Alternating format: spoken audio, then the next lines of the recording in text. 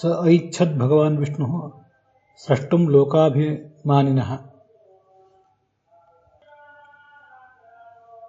अम्नामकेभ्यस्तेभ्यश्च पूर्वसृष्टेभ्य एव तु सर्वजीवादिकत्वात्तु ब्रह्माणं पुरुषाभिधम् अंशेनोद्धृत्य रुद्राद्यैः सह चैनमयोजयत् तथैव अचेतनानां च भागानुद्धृत्य पिण्डवत् चेतनाचेतनं राशिम् एकस्थं विदधे प्रभुः पुनरैच्छज्जगन्नाथः तस्यांगोत्पत्तिमच्युतः अण्डवन्मुखमस्यासीत् प्रथमं तु शिरोभिधम् भिन्नमास्यं पुनस्तस्य विष्णोरेवेच्छया प्रभोः। श्रीगुरुभ्यो नमः। भागवते द्वितीये स्कन्धे दशमे अध्याये अथ साम्प्रतम् 19 श्लोकः ಎರಡನೇ ಸ್ಕಂದದ 10ನೇ ಅಧ್ಯಾಯದ 19ನೇ ಶ್ಲೋಕः उपन्यस्यते। तत्र प्रथमम् ऐतरेयोपनिषत् भाष्यस्य केचन श्लोकाः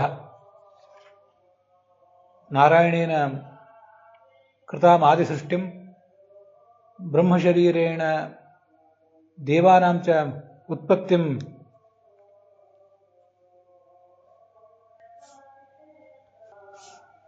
वर्णयन्तः एते श्लोकाः मङ्गलाचरणरूपेण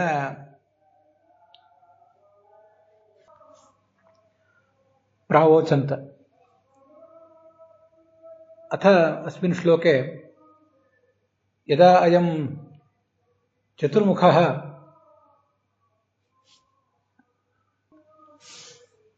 वक्तुकामः बभूव तदैव तस्य मुखतः वह्निः वागिन्द्रियम् अपि च व्याहृतं भाषणक्रिया इत्येते जज्ञिरे।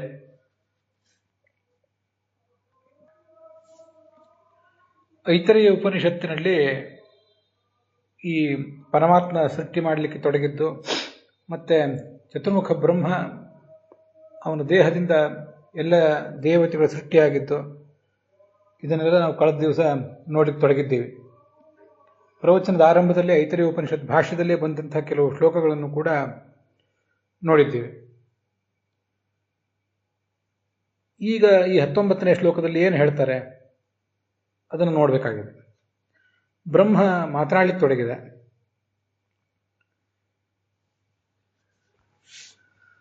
ತೊಡಗಿದ ಅನ್ನೋದಕ್ಕಿಂತ ಮಾತನಾಡಲಿಕ್ಕೆ ಬಯಸಿದ. ಮೂಲತಃ ಆತ ಪೂರ್ಣನೇ. ಹಾಗೆ ಭಾಗವತ ಅವನನ್ನು ವರ್ಣನೆ ಮಾಡಿದೆ. ವಿವಕ್ಷತಃ ಮುಖತಃ ವಿವಕ್ಷೋರ್ಮುಖತೋ ಭೂಮ್ನಃ. ಪೂರ್ಣನೇ ಆದಂತಹ ಆ ಚತುರ್ಮುಖ ಬ್ರಹ್ಮ ಮಾತನಾಡಲಿಕ್ಕೆ ಬಯಸಿದಾಗ ಅವನ ಮುಖದಿಂದ ವನ್ಹಿ ಹುಟ್ಟಿತು, ಮತ್ತೆ ಮಾತನಾಡುವ ಕ್ರಿಯೆ ಹುಟ್ಟಿತು.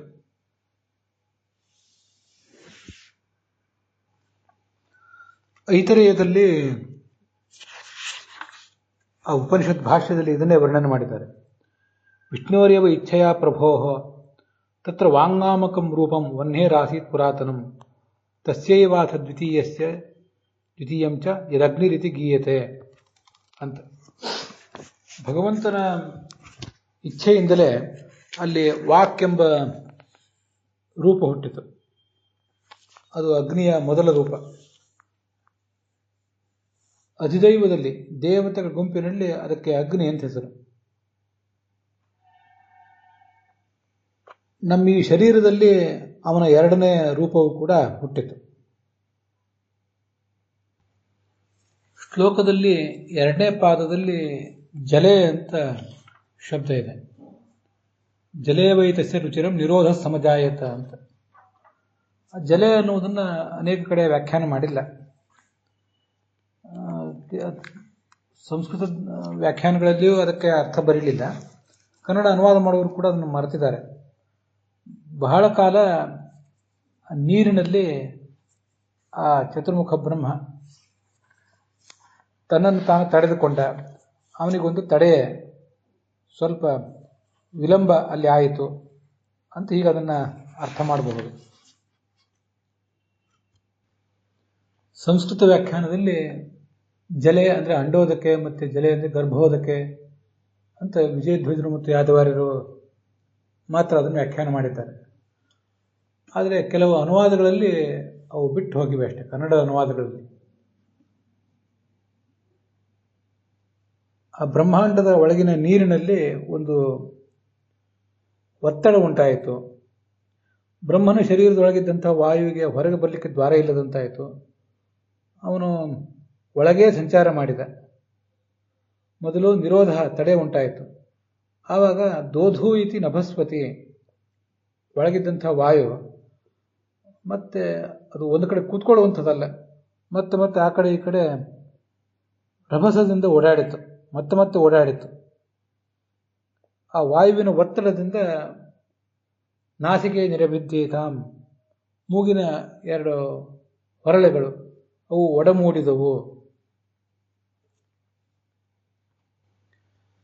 ಈ ಮೂಗಿನ ಹೊರಳೆ ಅನ್ನುವುದೊಂದು ಇಂದ್ರಿಯದ ಅಧಿಷ್ಠಾನ ಮಾತ್ರ. ಅದರೊಳಗೆ ಘ್ರಾಣೇಂದ್ರಿಯ ಹುಟ್ಟಿತು. ಘ್ರಾಣೇಂದ್ರಿಯ ಯಾಕೆ ಹುಟ್ಟಿತು ಅಂದರೆ, ಈ ಚತುರ್ಮುಖ ಬ್ರಹ್ಮ ನಸಿ ಜಿಘೃಕ್ಷತಃ, ವಾಸನೆಯನ್ನು ತಿಳಿಯಬೇಕು, ಗಂಧವನ್ನು ತಿಳಿಯಬೇಕು ಅಂತ ಅವನು ಬಯಸಿದಾಗ ಈ ಮೂಗು ಅನ್ನುವ ಒಂದು ಅಧಿಷ್ಠಾನ, ಅದರೊಳಗೆ ಘ್ರಾಣೇಂದ್ರಿಯ ಹುಟ್ಟಿತು. ಅದರ ಅಭಿಮಾನಿ ದೇವತೆಯಾದಂಥ ನಾಸಿಕ್ಯವಾಯು, ಆತನ ಒಂದು ರೂಪ ಅಲ್ಲಿ ಹುಟ್ಟಿತು. ಹಾಗೆಯೇ ಆತನ ಮೂಲ ರೂಪವೂ ಕೂಡ ಹುಟ್ಟಿತು. ಮತ್ತು ಘ್ರಾಣೇಂದ್ರಿಯದಿಂದ ತಿಳಿಯಲ್ಪಡಬೇಕಾದಂಥ ಗಂಧ ಅಂದರೆ ಸ್ಮೆಲ್, ಇದು ಘ್ರಾಣೇಂದ್ರಿಯಕ್ಕೆ ವಿಷಯ, ಅದು ಹುಟ್ಟಿತು ಅಂತ ಅದರ ತಾತ್ಪರ್ಯ. ಈ ನಾಸಿಕ್ಯವಾಯು ಅಂದರೆ ಅವನನ್ನು ಗಂಧವಹವಾಯು ಅಂತಲೂ ಅಲ್ಲೇ ಭಾಗವತದಲ್ಲಿ ಹೇಳಿದ್ದಾರೆ. ಇವನು 9ನೇ ಕಕ್ಷಾದಲ್ಲಿ ಬರುವಂತಹ ಅಹಂಕಾರಿಕ ಪ್ರಾಣ. 49 ಜನ ಮೂರ್ತಗಳಲ್ಲಿ ಇವನು ಪ್ರಧಾನ. ಇವನ ನಂತರ ಪ್ರವಾಹವಾಯು. ಇನ್ನು ಉಳಿದವರೆಲ್ಲರೂ ಕೂಡ 18ನೇ ಕಕ್ಷಾದಲ್ಲಿದ್ದಾರೆ. ಅಹಂಕಾರಿಕ ಪ್ರಾಣ 9ನೇ ಕಕ್ಷಾದಲ್ಲಿ, 11ನೇ ಕಕ್ಷಾದಲ್ಲಿ ಪ್ರವಾಹಮಾನಿ ಇದ್ದಾನೆ, ಪ್ರವಾಹವಾಯು. ಅವನು ಸ್ಪರ್ಶದ ದೇವತೆ. ಈಗ ನಾವು ನೋಡ್ತಿರುವ ವಾಯು ಗಂಧದ ದೇವತೆ. ಈ ಅಹಂಕಾರಿಕ ಪ್ರಾಣನಿಗೆ ನಾಸಿಕ್ಯವಾಯು ಅಂತ ಹೆಸರು. ನಾಸಿಕಾದಲ್ಲಿ ಇರುವಂಥ ಗಂಧವನ್ನು ಸ್ವೀಕಾರ ಮಾಡುವಂಥವನು. ನಾವೀಗ ನಾಸಿಕಾದ ಬಗ್ಗೆನೇ ಈ ಶ್ಲೋಕದಲ್ಲಿ ನೋಡ್ತಾ ಇದ್ದೇವೆ. ಈ 20ನೇ ಶ್ಲೋಕದಲ್ಲಿ ತಥೈವ ನಾಸಿಕಾದೋ ಭೂತ್ ಮುಖ್ಯವಾಯೋ ಸ್ತುತೋ ಮರುತ ಪ್ರಾಣೋ ವಾಯುರಿತಿದ್ವೇಧ. ಐತರೇಯ ಉಪನಿಷತ್ತಿನ ಭಾಷ್ಯದ ವಚನದಲ್ಲಿ ಈ ಮಾತು ಕೇಳಿ ಬರ್ತದೆ. ಮುಖ್ಯ ಪ್ರಾಣನ ಮಗ ಈತ. ಇದನ್ನು ನಾವೇನೀಗ ಬ್ರಹ್ಮ ಶರೀರದಿಂದ ದೇವತೆಗಳ ಉತ್ಪತ್ತಿ ಅಂತ ಐತರೇಯ ಉಪನಿಷತ್ ಭಾಷ್ಯದಲ್ಲಿ ನೋಡ್ತಾ ಇದ್ದೇವೆ. ಅಲ್ಲಿ ಈ ವಿಷಯ ಕಂಡು ಬಂದಿದೆ. ಮತ್ತು ನಾಸಿಕ್ಯಂ ಪ್ರಾಣಮುದ್ಗೀತ ಮುಪಾಸಾಂಚಕ್ರಿಯೆ ಅಂತ ಛಾಂದೋಗ್ಯ ಉಪನಿಷತ್ತಿನಲ್ಲೂ ಅದು ಕಂಡು ಬರ್ತದೆ. ನಾಸಾದ್ವಾರ ಬಹಿರಿಯಾತಿ ಪ್ರಾಣೋಹಂಕಾರ ನಾಮವಾನ್. ಹೀಗೆ ಈ 20ನೇ ಶ್ಲೋಕದಲ್ಲಿ ನಾವಿವತ್ತು ನೋಡಿದ್ದು ಬ್ರಹ್ಮನ ಶರೀರದ ಒಳಗಿನ ಒಂದು ಒತ್ತಡದಿಂದ ಅವನು ಗಂಧವನ್ನು ಆಘ್ರಾಣಿಸ ಬಯಸಿದಾಗ ಮೂಗು ಹುಟ್ಟಿತು, ಮೂಗಿನ ಹೊರಳೆಗಳು, ಅದರಲ್ಲಿ ಘ್ರಾಣೇಂದ್ರಿಯ ಹುಟ್ಟಿತು. ಅದರ ಅಭಿಮಾನಿ ದೇವತೆಯಾದಂಥ ನಾಸಿಕ್ಯವಾಯು ಅಥವಾ ಅಹಂ ಪ್ರಾಣ ಅವನು ಜನಿಸಿದ. ಈ ಮೂಗಿನಲ್ಲಿ ಅವನ ಅಭಿಮಾನಿ ರೂಪ, ಅವನ ಮೂಲ ರೂಪವೂ ಕೂಡ ಲೋಕಾಂತರದಲ್ಲಿ ಹುಟ್ಟಿತು. ಘ್ರಾಣೇಂದ್ರಿಯದಿಂದ ತಿಳಿಯಲ್ಪಡುವಂಥ ಗಂಧವೂ ಕೂಡ ಅಲ್ಲಿ ಹುಟ್ಟಿತು. ಹೀಗೆ 2 ಶ್ಲೋಕಗಳನ್ನು ಇವತ್ತು ನೋಡಿದ್ದೇವೆ. ಅದರೊಂದಿಗೆ ಇವತ್ತಿನ ಭಾಗ ಸಮಾಪ್ತ ಆಗಿದೆ. ಹುಸಿಯ ನಾಡಿ ಹೊಟ್ಟೆ ಹೊರೆವ ವಿಷಯದಲ್ಲಿ ರಸಿಕನೆಂದು ಹುಸಿಗೆ ಹಾಕಿದ್ರು ಇನ್ನು ಹೃಷಿಕೇಶನೇ ಈಶನಿಂದ ಚರಣ ಭಜನೆ ಆಸೆಯಿಂದ ಮಾಡುವೆ ದೋಷರಾಶಿ ನಾಶ ಮಾಡು ಶ್ರೀಶಕೇಶವ ಶ್ರೀಕೃಷ್ಣಾರ್ಪಣಮಸ್ತು.